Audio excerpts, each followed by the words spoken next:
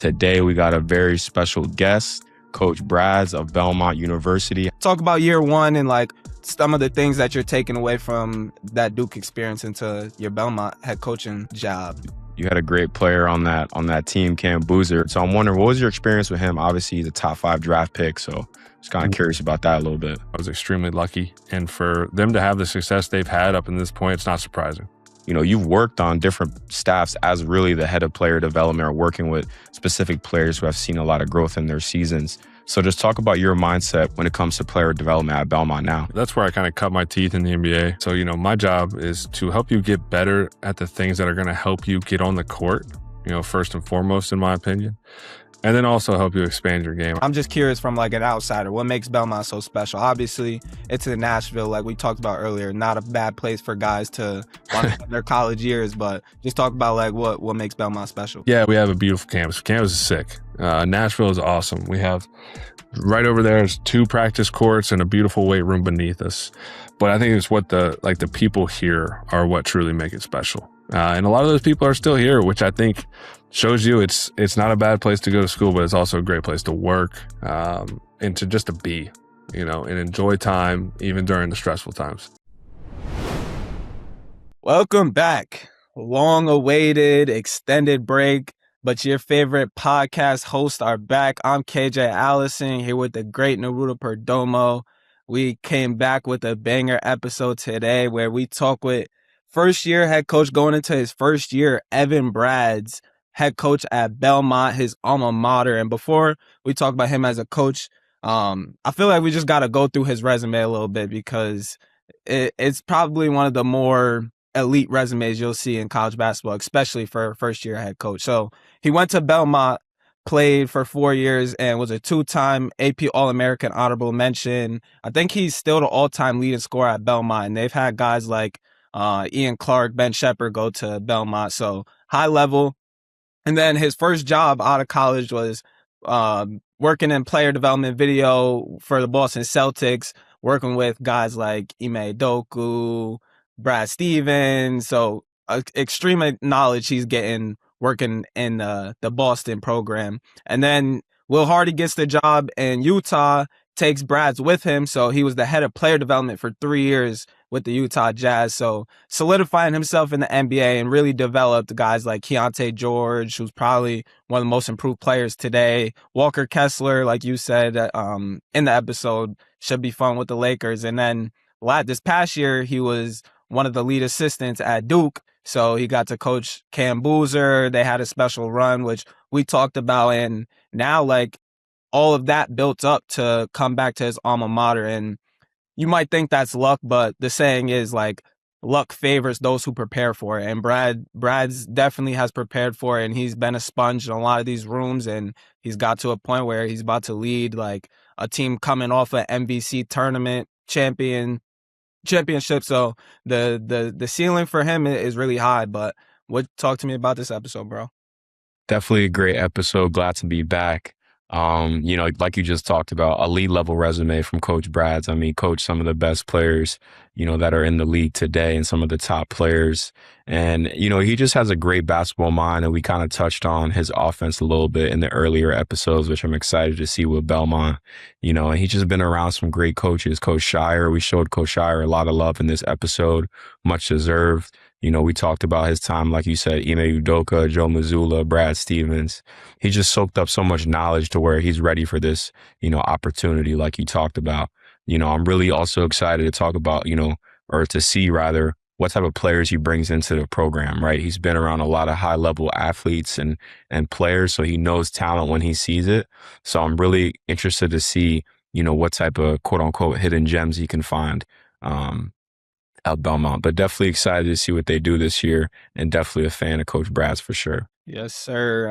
Let's get straight into this episode. We're back. Consistent episodes for weekly going forward. Make sure you subscribe. Go follow us at Not Even D2 on all social media platforms. And let's hear from Coach Brads.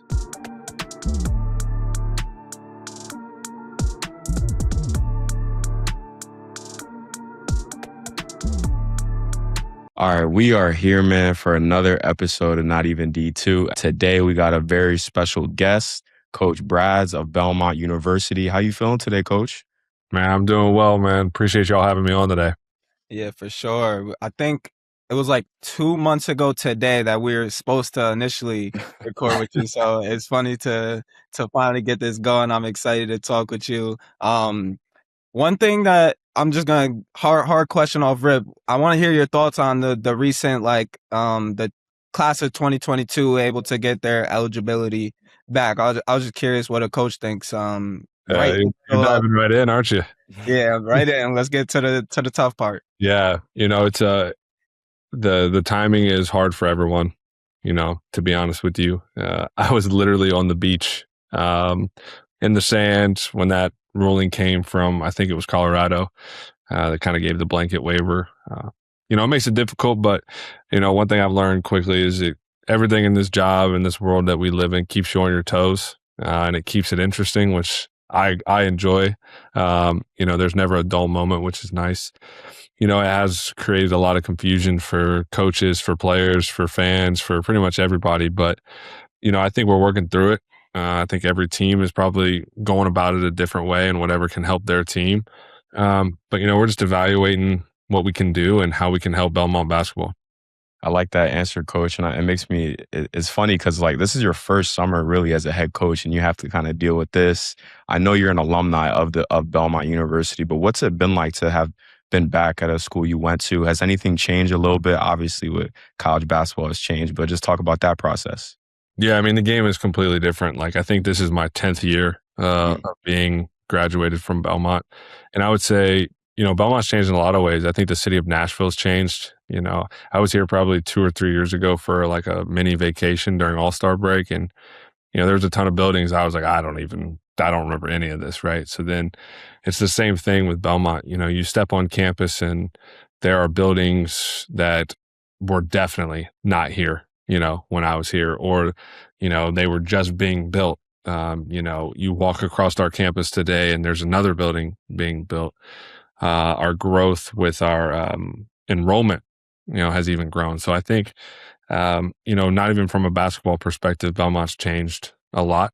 And I think it's a lot for the better. It's a beautiful campus. There's more students, more on-campus housing. Campus is expanded. We have a medical school now, which is crazy to say. The law school was new when I was in school. So it's crazy to have the resources that we have now here on campus. And then the basketball, sure, you talk about the landscape has definitely changed, but, even Belmont basketball transitioning from the Ohio Valley to the Missouri Valley, a much different league. You talk about a top 10 conference in the country. So it's a much different Belmont basketball than I remember, but there's still a lot of things that remain the same. The type of people we have working in athletics remains extremely high level people, people who really care about, Belmont and Belmont sports, so it's great. It's been surreal. The moment I knew it was surreal was when I would drive to work and I'd pass the coffee shop I would always go to as a student. So it's pretty surreal walking in there every day to get my morning coffee. Yeah. Life changes fast, and you can be the first one to tell us that you've had a crazy career since post-graduation. And it's funny, Ruda and I, every episode we've done, I don't think we've ever jumped right into content like that. It was usually hey, how you doing? What you been up to? But you're keeping me on my toes, just like this job, man. It's all good. And that's another thing too. A lot of your interviews, I really respect how you always keep a positive mindset, kind of you might not like the transfer portal. You might not like the 5th year ruling that just came out, but it's what am I going to do about it? I'm just going to keep moving and try to improve Belmont at this time. So I like that. But yeah, let's get into coaching career. So I want to start last year. You were at Duke, and I'm not sure if there's a better way to kick off your college career coaching under John Shire. I'm also not sure if he gets enough credit. So I'm sure he taught you a lot about the game and the ins and out of being a head coach, but you guys also had 35 wins, 1 loss in the ACC. So a historic year. Just talk about year one and some of the things that you're taking away from that Duke experience into your Belmont head coaching job. Yeah, it had been a long time since being in college basketball. And like we've already talked about, the game had changed completely. I was so used to working in the NBA. And then the opportunity to get to Duke was incredible. For John to, give me that opportunity, it was awesome. And I kind of just went in with the mindset of, I'm just going to try to help win as many games as possible and learn as much as possible. And, him and his staff and the people at Duke gave me like a crash course, to college basketball at like the highest level. Right. And, for him to take that chance on a kid who had never, or a dude who had never coached in college basketball, would be forever grateful for him and the people of Duke. And yeah, you said it, 35 wins, only a couple losses that were all, 1, 2, 3, point losses. It was an incredible year, something I'll never forget. Just extremely grateful for that experience. I was just wondering because, you had a great player on that team, Cam Boozer, and watching his interviews, like, it seems like he's very coachable. Like, he just loves like learning about the game, and he seems like a very humble kid. So I'm wondering, what was your experience with him? Obviously, he's a top 5 draft pick, so just kind of curious about that a little bit. Yeah, it kind of the way you just described him is pretty much him. Like I didn't know Cam very well.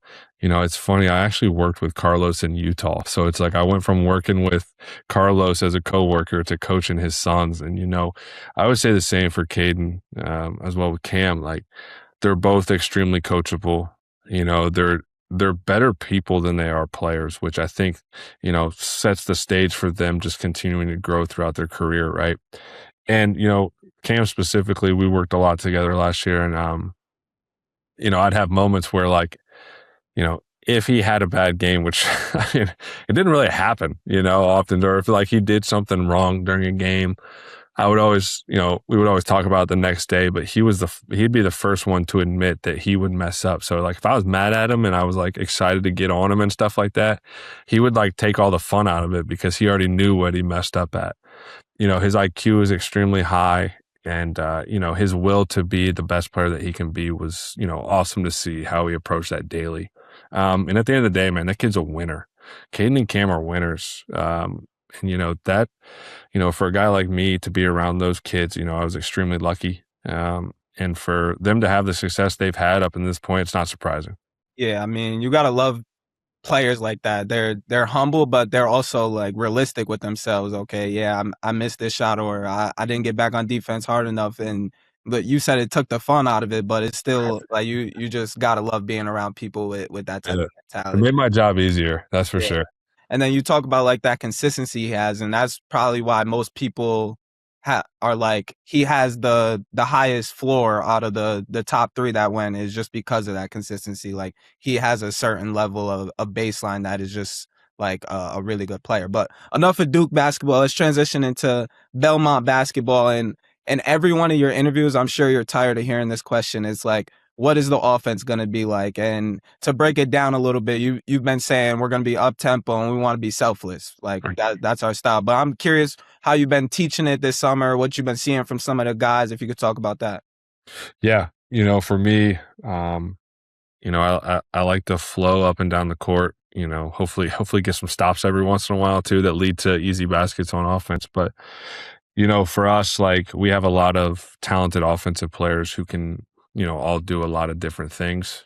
I think if, you just go throughout Belmont history, the first thing that we always, get credit for is our ability to shoot the 3, and I was fortunate to keep, a good chunk of the guys from last year. And I think the guys that we brought in, I think they're all pretty high level IQ when it comes to that end of the floor. I think they can really, help each other in that way too, to where, one night guy might have 20 points here, and then it could be the next guy and then the next guy down the road. So I think it's really important to play selfless. I think that's a staple of Belmont basketball that I'd be crazy to change.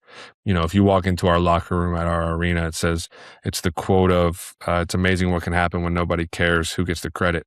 And for us, that's been a staple for a long time, even when I was playing and probably before I was playing. So I hope that, like, when people see, us playing, especially on the offensive end, they see that selflessness. They see it doesn't matter who scores.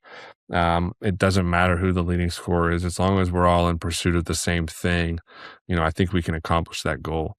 And, for our guys in the summer, a lot of it was, it was me and the staff trying to figure out what these guys are really good at. So we put them in really simple actions to figure out where they were good, where they were bad, where they just needed to improve on. and for right now, we didn't put in a whole lot of play calls in the summer.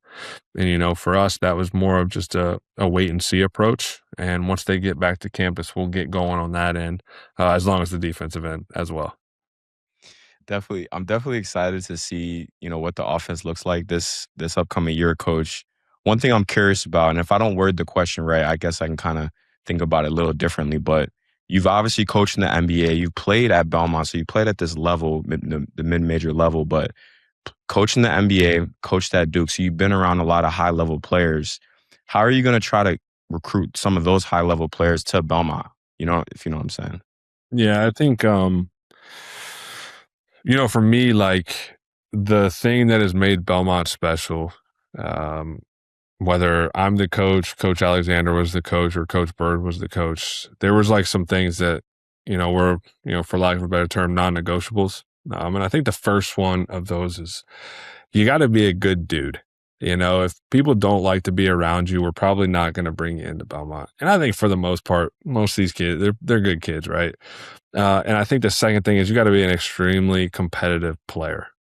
I think back to some of my practices or open gyms where like me and my teammates were like borderline fighting, not in a bad way. It's just like we're super competitive, like when someone fouls and, everyone always argues over fouls in that way. So like we need guys who are extremely, extremely competitive.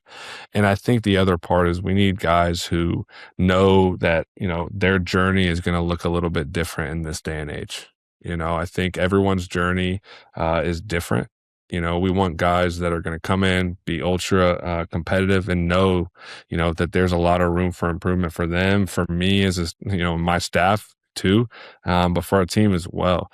And we want guys who want to win, so for us, we do talk about my time spent in the NBA or at Duke or whatever, but we're still going to bring in those guys that are ultra competitive, good dudes and who want to win. I think that's been our bread and butter for a long time. And it's one of those things that'd be crazy to change.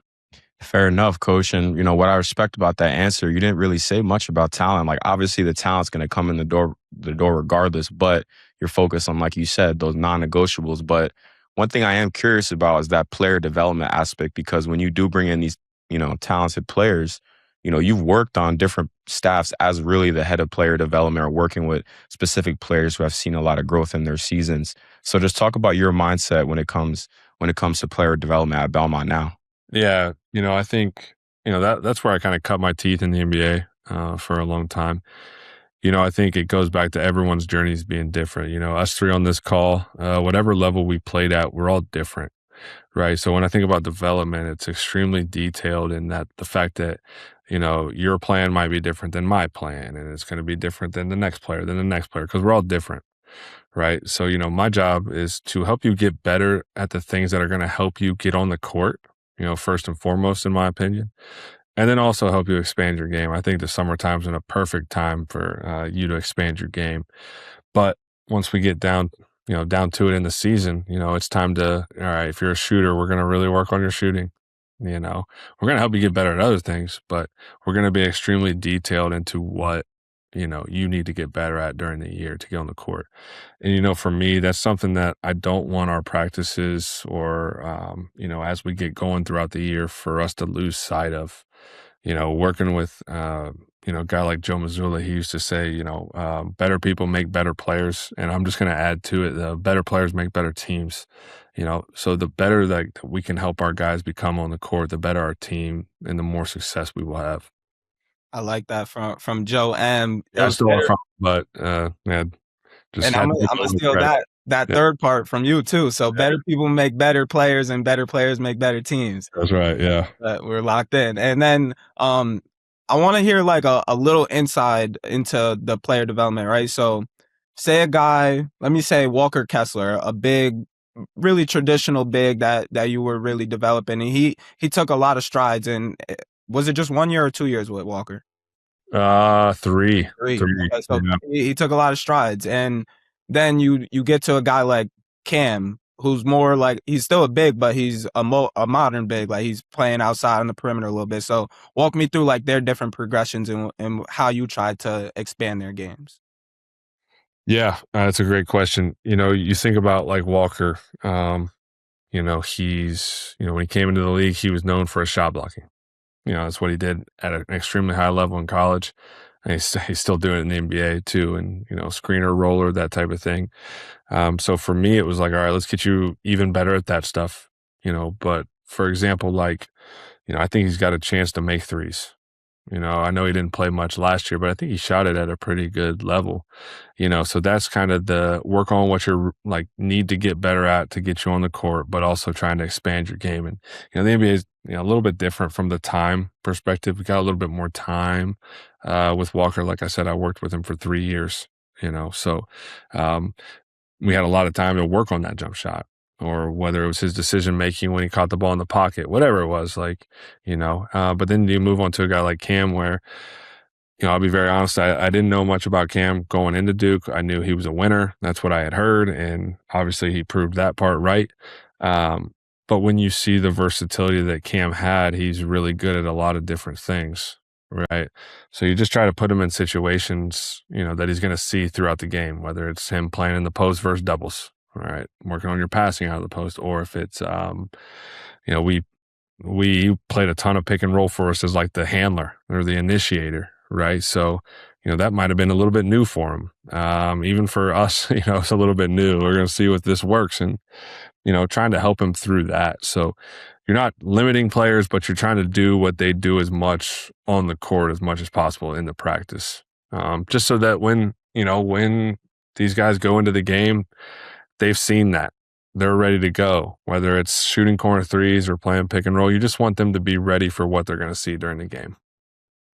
And do you usually have them with live defenders when you're going through these progressions or going through player development programs? Is it always, you have someone guarding them to really, see those live, game-like actions? Just kind of curious about that. I think when you can do that, that's the best way to do it. Other than playing it live versus their teammates, right? You can't always do that, obviously. But yeah, if you can have live defenders, I think that's where, when I was a young guy in Boston, for example, I always tell people, I think my title was video assistant or something like that, but I was a glorified practice dummy, just getting wore out all the time, and so when you can do that, I think it just adds another layer of, hey man, we don't play a 5-on-0 game, we play a 5-on-5 game. And even though I'm a really bad defender, if I'm going to be out there, you're at least getting, the contact, you're playing through the physicality. You're not just breezing through a 1-on-0 workout. I do think there is time, for the 1-on-0 stuff. If you need to, some guys just shooting shots is a mental thing for them, I heard someone say one time, going 1-on-0 is better than going 0-on-0 and sitting on the couch or something like that. So fair enough. I think there's always value in all those things. But yeah, if you can have live defenders out there, I'm always gonna, take that over, just breezing through a 1-on-0 workout.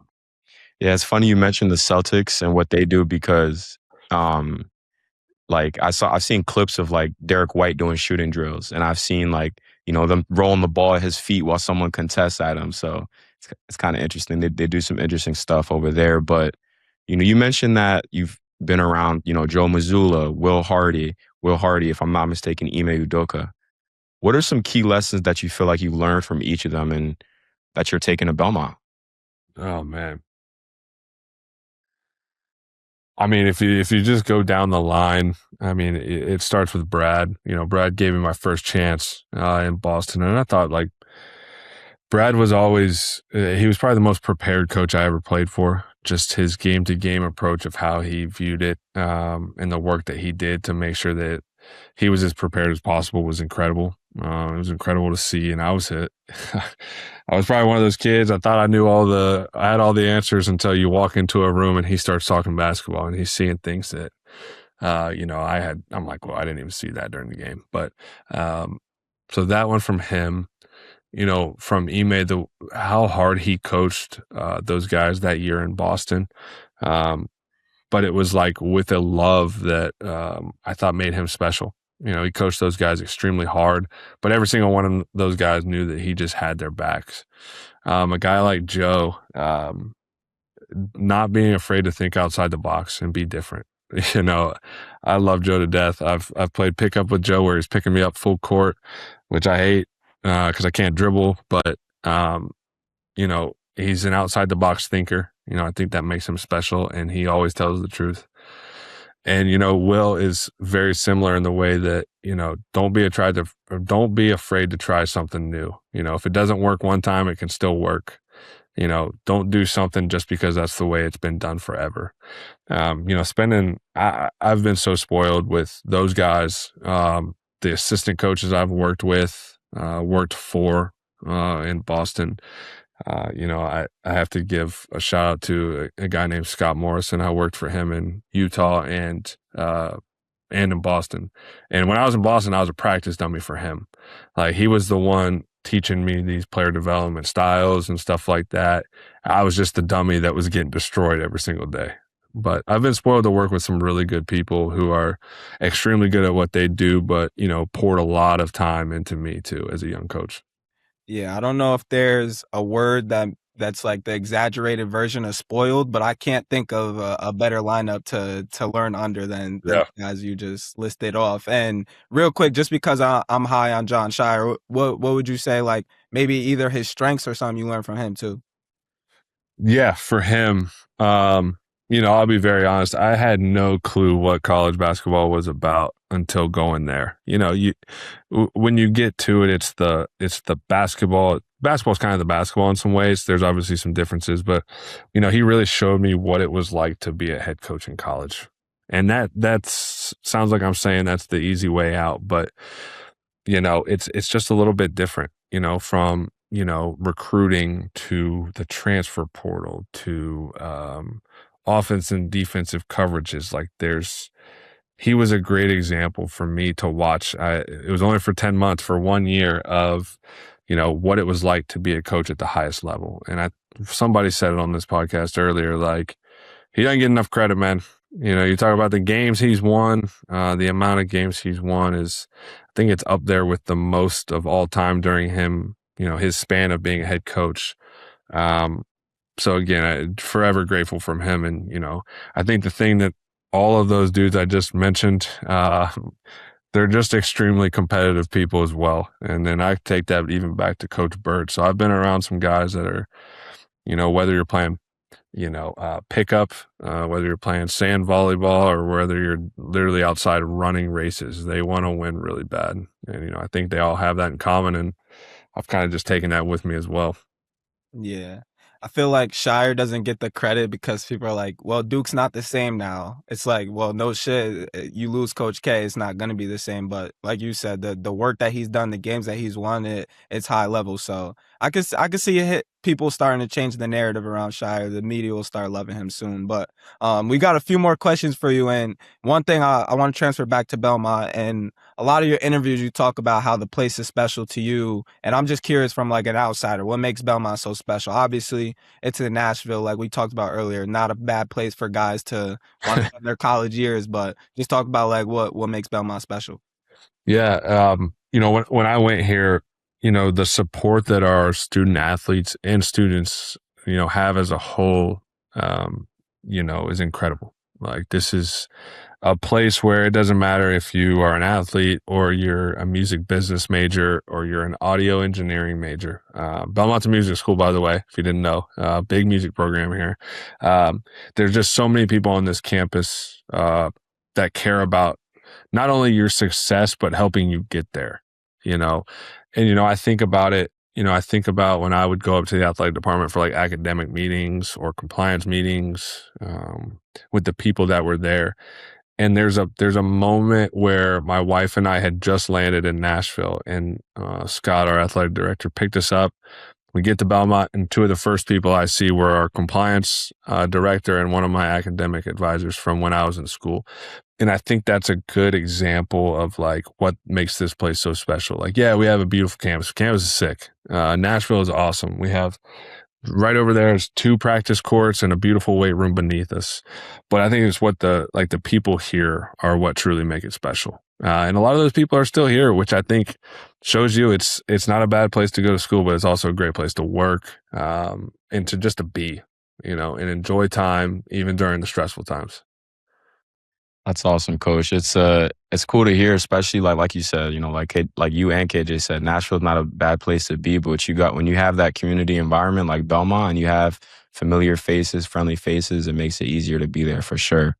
And I'm just curious, going into your first year, I'm sure there's a lot in your mind just in terms of expectations, goals, but at the end of the day, what do you hope to accomplish after year one? Yeah.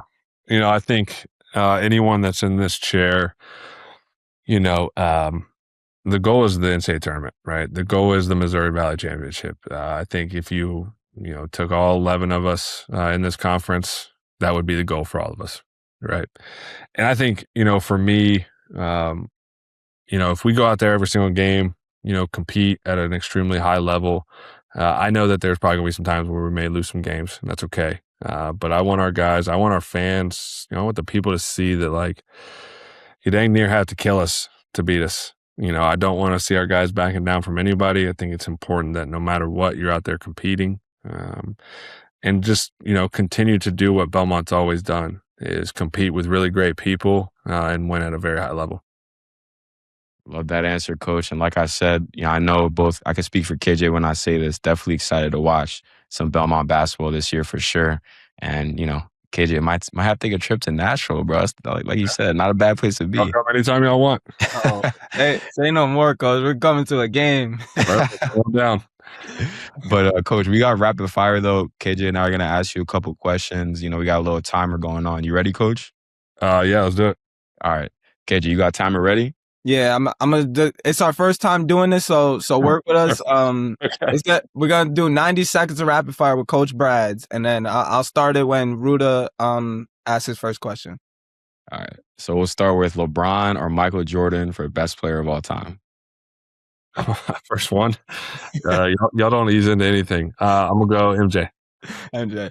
Favorite TV show character?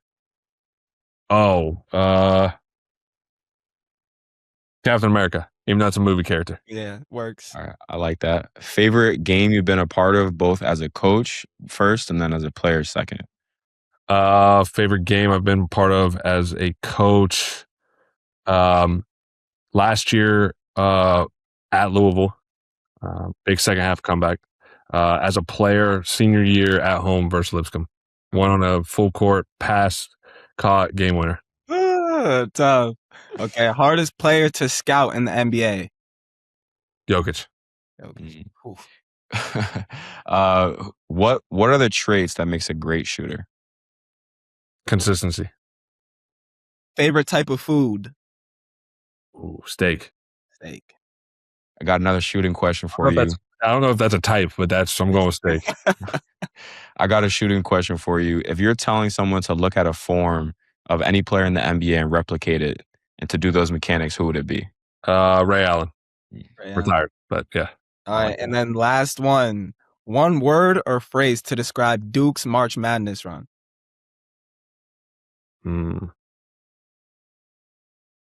One word. Oh, this special.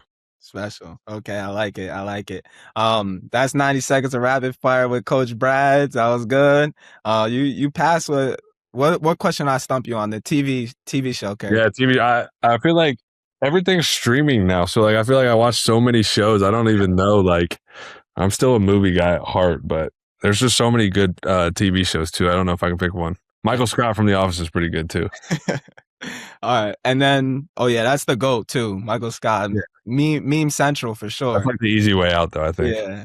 All right, and then last thing before we get out of here, it's called story time. So I'm gonna ask you two guys, and then Ruda will finish with one guy. We're just gonna say his name, and then you say like your favorite story or anything that you want to talk about. Cool. All right.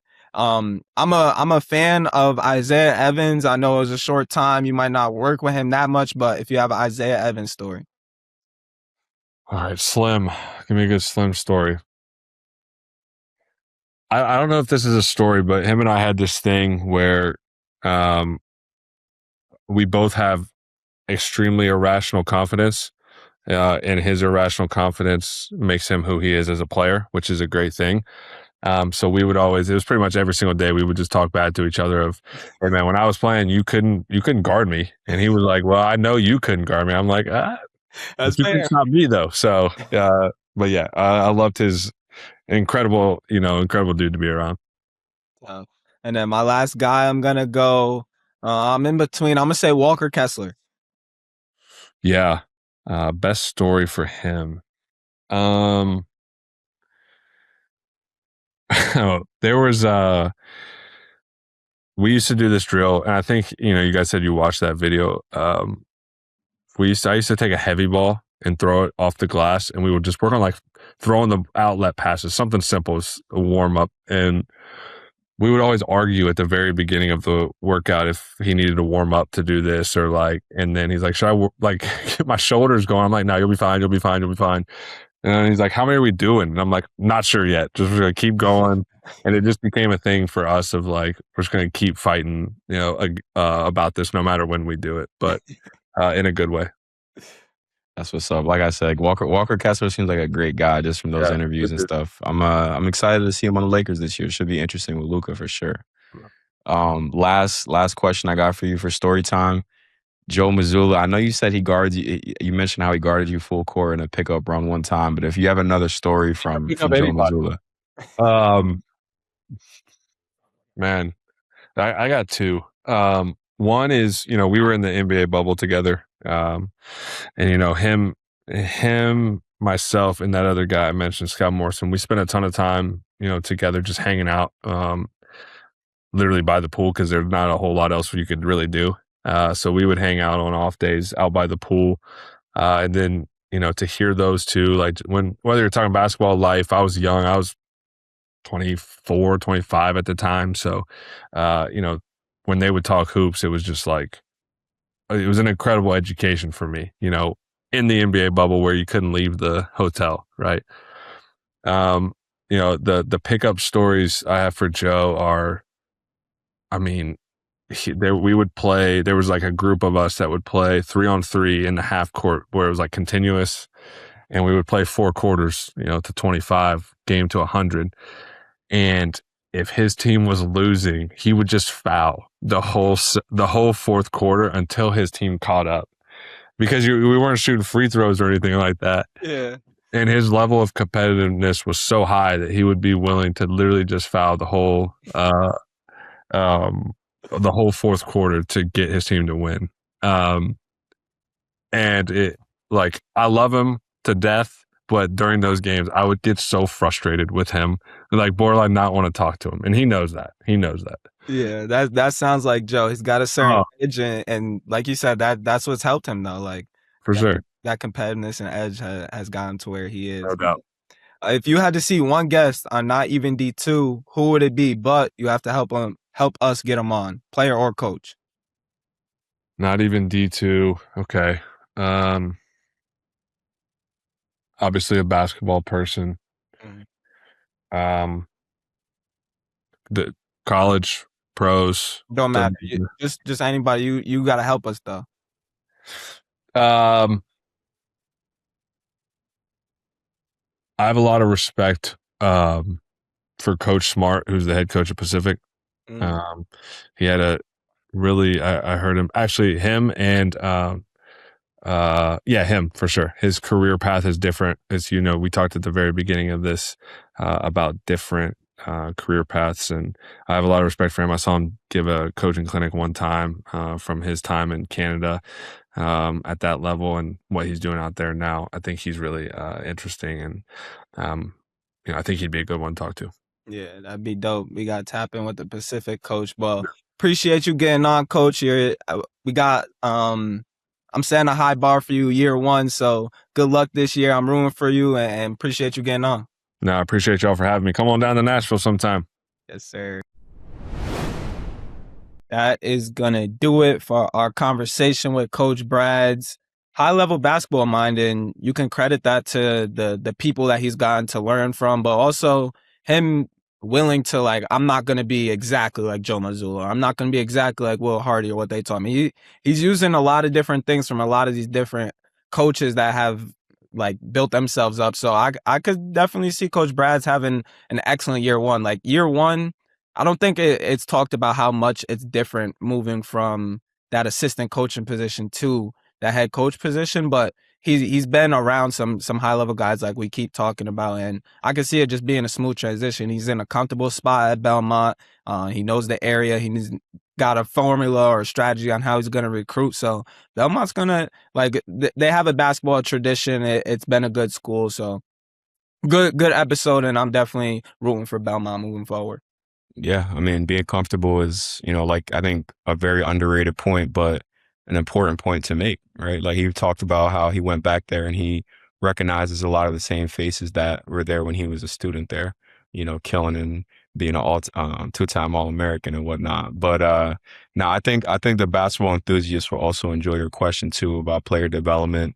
I think you mentioned Cam Boozer and like Walker Kessler, maybe. I think that was a comparison that you gave, like talk about those two different plans and how you develop, those two players. So definitely high level basketball conversation, excuse me. And I'm excited for the viewers to hear it. Yeah. So as you guys probably noticed, we switched a few things up with the episode. That's part of the reason we took a little extended break. One, just to let us rejuvenate, I'd say, and kind of like come back full strength. My final semester, grad school, Ruda's got his own things going on. So take a break so we could kill stuff when we come back, but also just talk a lot amongst each other, like what can be better with the pod, how can we grow it, how can we keep growing.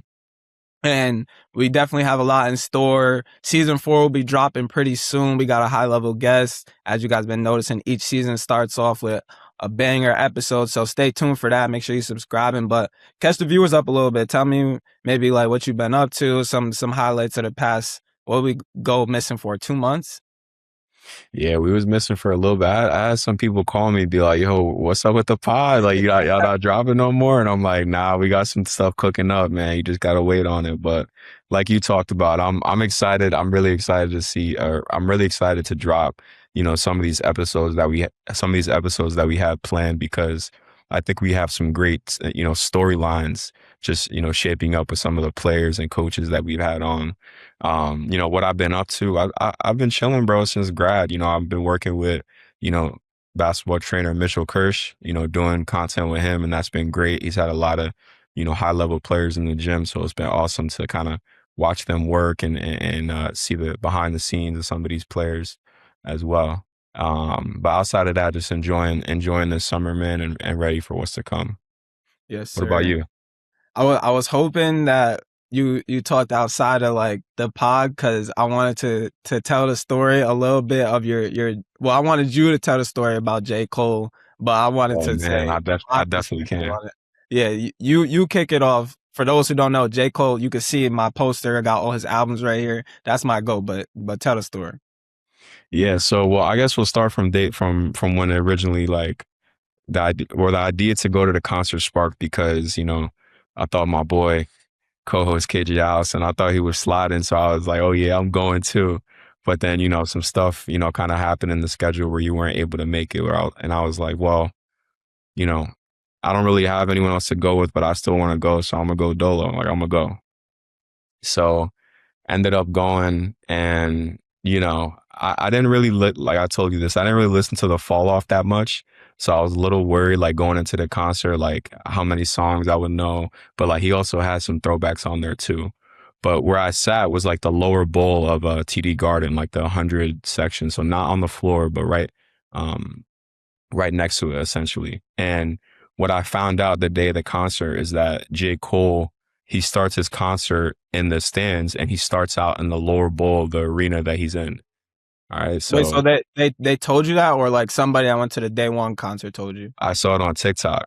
Okay, I got you. Yeah, I saw it on TikTok. So I saw that he starts in the lower bowl, and I was like, I had already purchased my tickets by this point, so I didn't buy my tickets knowing this. You know what I'm saying? I was just like, I want to sit close, but then I found out, I'm like, yo, he sits in the lower bowl. Like what? Like that would be OD if he sat, you know what I mean, like close to me, whatever. So I get to the, TD Garden. Great vibes in there, get in my seat. Again, I'm sitting by myself. I got an aisle seat because I didn't want to sit in the middle of like a row because I wanted to be able to leave, or I didn't want to have to like get up constantly or whatever, be like squished in between somebody. I wanted to just have that little aisle seat and just like be able to kick my legs out and chill. So when I got to my seat, I was chilling. They were playing music, and when it was getting close to when J. Cole was supposed to go on, people around me started like talking, and and I saw to my left that a section to my left kind of got cleared out a little bit. So I'm like, yo, what's going on? Like, I'm oblivious, but I'm just focused on Boss's set. And they're like, yo, Jake, I think J. Cole about to come over here. I think he's about to sit over here. I'm like, what? I'm like, no way. Like, no way it's about to happen. Next thing I know, I see some of his team. They start like filing into the aisle. So you see like, I don't know the names of everybody. You definitely know more than me, but all those guys that were all there just in the Dreamville, you're aisle. saying? Yeah, exactly. Like Okay. his team, like not like the artists, but Oh, like his I got you. managers. Yeah, You know what yeah. I mean? Ebe and shit like that, So, yeah. huh? Like Ebe and people like that. Yeah, exactly. So, so then they start filing in, and then like, I'm looking around to see where he's at, and then you see the black hoodie, and he just like kind of comes in through the cut into the aisle, and literally 5 feet to my left, bro, he's sitting right there, and then like everybody starts going crazy, and then the intro starts, and the camera is like panning on him, and I guess we could put this maybe the video I have on my phone, but I was screaming. I'm like, this is the go right here, man. Like, let's go. And then you could see him. I don't know if he was reacting to me, but like, he's like nodding his head, like getting ready for the concert. And then right before he's about to sing, some girl behind me screams, "We love you, J. Cole." And then he like smiles, and then he starts his set. It was fire, bro. It was fire. Yeah, that's literally a once in a lifetime experience, bro. And like, obviously that's my GOAT, but I really think there's not many people that have the aura as J. Cole. Like, you might not think he's the best rapper, but like when he carries himself in a certain way that is like, oh shit, this is really J. Cole. And bro, when you first sent me the picture, it was like mixed emotions because we were supposed to go together. I'm like, yo, I dead could have been there. I was fake type. I was like, yo, my boy really got to dab J. Cole up, sit right next to him.